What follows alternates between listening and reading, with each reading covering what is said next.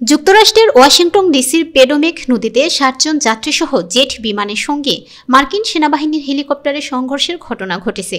এই ঘটনায় ১৮ জনের মরদেহ উদ্ধার করা হয়েছে। স্থানীয় সময় বুধবার রাত ৯টার দিকে রিগান ওয়াশিংটন ন্যাশনাল এয়ারপোর্টের রানওয়ে ৩৩-এ অবতরণের সময় এই দুর্ঘটনা ঘটেছে। পুলিশ কর্মকর্তারা বিবিসির সহযোগী সংস্থা সিবিএস নিউজকে জানিয়েছেন, এখন পর্যন্ত ১৮টি মরদেহ উদ্ধার করা হয়েছে, তবে কোনো জীবিত ব্যক্তিকে পাওয়া যায়নি। তবে সরকারি কর্মকর্তাদের পক্ষ থেকে এখনও হতাহতের বিষয়ে আনুষ্ঠানিক ঘোষণা আসেনি।